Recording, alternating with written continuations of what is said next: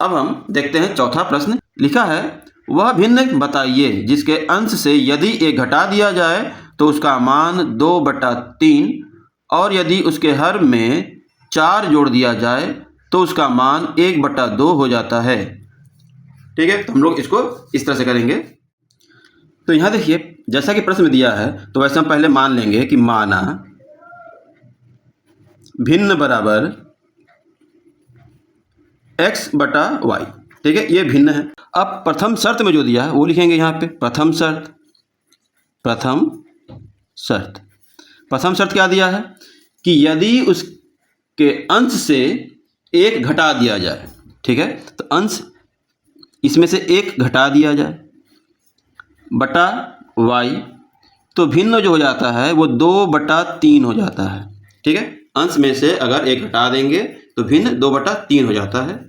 और यदि उसके हर में 4 जोड़ दिया जाए, हर में, तो अब दूसरा शर्त लिख लेते हैं, इस तरफ आधा कर लेते हैं, इधर दूसरा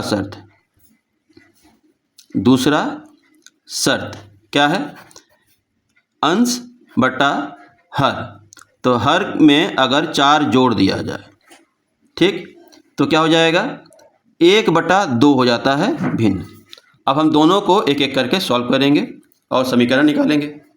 तो इसको जब करते हैं तो देखिए नीचे का ऊपर मतलब क्रॉस मल्टीप्लिकेशन कर देंगे, इसका इससे और इसका इससे, तो लिखेंगे या, इसका इससे करेंगे तो लिखेंगे 3x - 3 बराबर, इसका इससे करेंगे तो लिखेंगे 2y। ठीक है, इतना। फिर लिखेंगे या ये 3x, ये y को इस पार ले जाएंगे अगर तो यहाँ प्लस है, उस तरफ जाएगा तो -2y हो जाएगा बराबर, ये -3 इस पार आएगा तो +3 हो जाएगा। ये समीकरण 1 हो गया। ठीक है, इस तरह से आप सॉल्व करेंगे। अब इसको जब करेंगे फिर इसका इससे क्रॉस मल्टीप्लिकेशन, तो लिखेंगे या 2 और x, 2x हो जाएगा, और इसका इससे करेंगे तो 1 का गुणा करेंगे तो वही रह जाएगा, तो लिखेंगे y + 4। फिर लिखेंगे या 2x, ये इस पार से इस पार गया तो -y बराबर 4। अब ध्यान दीजिए यहाँ पे ये 2 है, यहाँ पे 3 है, यहाँ 2 है, यहाँ पे 1 है, तो किसी एक को बराबर करना है। तो हम यहाँ पे अगर 2 से गुणा कर दें तो बराबर हो जाएगा। तो पहले हम लिख लेंगे ये समीकरण 2 है, और फिर यहाँ लिखेंगे कि समीकरण 2 के दोनों पक्षों में 2 से गुणा करने पर, ठीक है, दोनों पक्षों में अगर हम 2 से गुणा करते हैं तो क्या हो जाएगा, क्या है 2x - y, ये है, इसमें हम 2 से गुणा करेंगे, इधर 4 है, इसमें भी हम 2 से गुणा करेंगे। ठीक है, लिखेंगे या ये और ये गुणा होगा तो 2 दूनी 4x, और इसका इससे गुणा करेंगे तो -2y बराबर 4 दूनी 8। ये समीकरण 3 हो गया मान लीजिए। ठीक है, अब देखिए ये और ये बराबर हो गया है, तो हम लिख सकते हैं समीकरण 3 में से समीकरण 1 को घटाने पर, तो क्या है 1, ये तो ये 3 वाला उतार लिए पहले। ठीक है, अब समीकरण 1 ये 3x - 2y बराबर 3।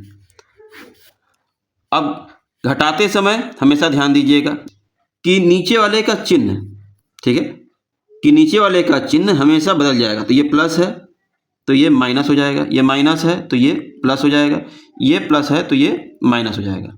अब ये देखिए 4x प्लस में है और 3x माइनस में है, तो 4 में से 3 घटाएंगे तो सिर्फ एक ठो x बचेगा, और ये प्लस माइनस खत्म हो जाएगा, दोनों 2 है, एक प्लस है और एक माइनस है, तो खत्म 0। फिर बराबर 8 में से 3 घटा देंगे क्योंकि 3 माइनस में है और ये प्लस में है, 8 में से 3 घटाएंगे तो 5 बचेगा, तो लिखेंगे यह x बराबर 5। ये हमारा x का वैल्यू आ गया। अब x का वैल्यू 5 समीकरण 2 में रख देते हैं। फिर यहाँ लिखेंगे, आप यहाँ लिख सकते हैं, लाइन से नीचे कर सकते हैं। ठीक है, हम यहाँ से कर रहे हैं। समीकरण 2 में x बराबर 5 रखने पर, तो समीकरण 2 क्या है, 2x - y बराबर 4 है। ठीक है, फिर लिखेंगे या ये 2 हो गया। x के जगह पे 5 रखना है तो ये 5 हो गया, माइनस वाई बराबर 4। फिर लिखेंगे या 5 दूनी 10 माइनस वाई बराबर 4, फिर माइनस वाई बराबर 4। ठीक है, अब ये वाला जो है 10 ये इस पार से इस पार आएगा क्योंकि हमको y का वैल्यू ज्ञात करना था। तो इस पार से इस पार जाएगा तो ये प्लस है, इस तरफ आएगा तो माइनस 10 हो जाएगा। फिर घटाएंगे तो लिखेंगे यहाँ पे या माइनस वाई बराबर, अब देखिए माइनस 10 में से 4 घटाएंगे तो माइनस 6 बचेगा, ये दोनों खत्म हो गया तो y बराबर 6, ये हमारा आंसर हो जाएगा। तो लिखेंगे अतः भिन्न बराबर x बटा y बराबर, x क्या है 5 है, अब y 6, तो ये हमारा आंसर। आप सत्यापन चाहे कर लेते हैं तो सत्यापन लिखेंगे यहाँ पे, सत्यापन बराबर प्रथम शर्त भिन्न क्या है 5 बटा 6 है। पहले शर्त में ऊपर से 1 घटाना है तो क्या हो जाएगा 4 बटा 6, दोनों 2 से कट रहा है, 2 दूनी 4 और 2 तिया 6, तो 2 बटा 3, तो यहाँ पे 2 बटा 3 आया है। ठीक है, फिर आगे दूसरा शर्त